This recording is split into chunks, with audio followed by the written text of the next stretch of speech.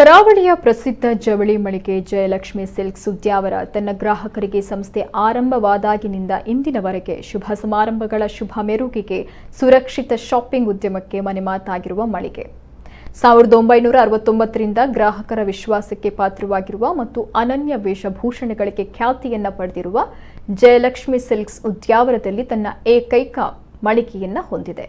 ಆದರೆ ಇದೀಗ ಜನಪ್ರಿಯ ಜಯಲಕ್ಷ್ಮಿ ಸಿಲ್ಕ್ಸ್ ಮಳಿಗೆಯ ಹೆಸರನ್ನ ಬಳಸಿ ಸಾಮಾಜಿಕ ಜಾಲತಾಣದಲ್ಲಿ ಅದರಲ್ಲೂ ಕೂಡ ಉದ್ಯಾವರದಲ್ಲಿ ಮುಸ್ಲಿಂ ಗ್ರಾಹಕರ ಅಗತ್ಯವಿಲ್ಲ ಎಂಬ ಬರಹವಿರುವ ಫ್ಲೆಕ್ಸ್ನ ಚಿತ್ರ ವೈರಲ್ ಆಗಿದೆ.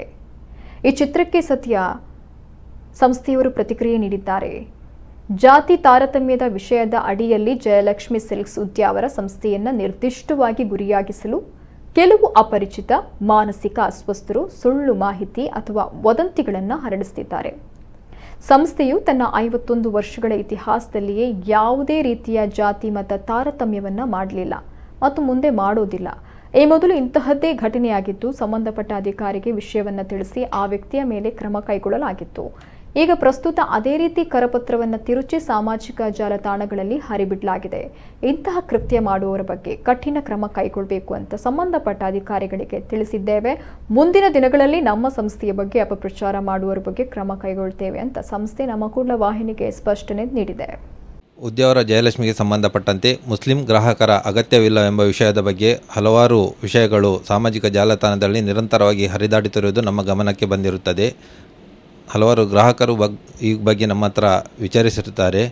ಈ ವಿಷಯವು ಸತ್ಯಕ್ಕೆ ದೂರವಾಗಿದ್ದು ನಮ್ಮ ಏಳಿಗೆಯನ್ನು ಸಹಿಸದ ಹಾಗೂ ಕೆಲವು ಅಸ್ವಸ್ಥ ಮಾನಸಿಕ ವ್ಯಕ್ತಿಗಳು ನಮ್ಮ ಅಭಿವೃದ್ಧಿಯನ್ನು ಮತ್ತು ನಮ್ಮ ವ್ಯಾಪಾರದ ಅಭಿವೃದ್ಧಿಯನ್ನು ಸಹಿಸದೆ ಸಾಮಾಜಿಕ ಜಾಲತಾಣಗಳಲ್ಲಿ ಸುಮ್ಮನೆ ಹರಿದು ಬಿಟ್ಟಿರುವುದಾಗಿದೆ.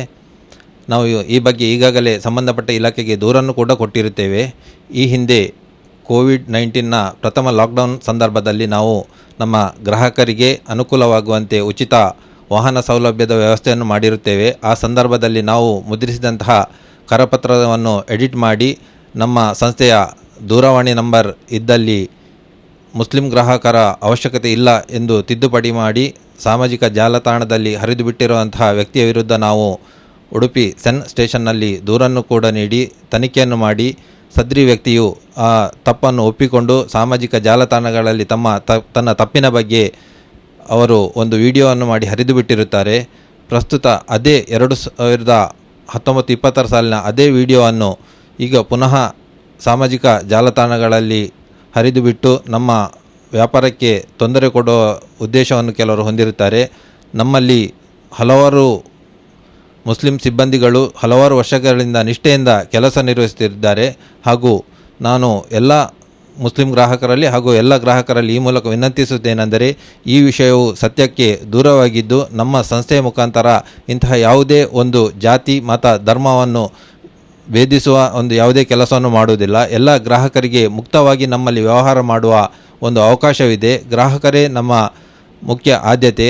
ಗ್ರಾಹಕರು ಎಲ್ಲರೂ ಮುಕ್ತವಾಗಿ ಜಾತಿ ಮತ ಭೇದದ ಧರ್ಮವನ್ನು ಅದನ್ನು ವಿರೋಧಿಸಿ ಎಲ್ಲರೂ ಬಂದು ನಮ್ಮಲ್ಲಿ ಮುಕ್ತವಾಗಿ ವ್ಯವಹಾರ ಮಾಡಲು ಅವಕಾಶ ಇದೆ ಎಂದು ಈ ಮೂಲಕ ನಾವು ಸ್ಪಷ್ಟನೆಯನ್ನು ನೀಡುತ್ತಿದ್ದೇವೆ.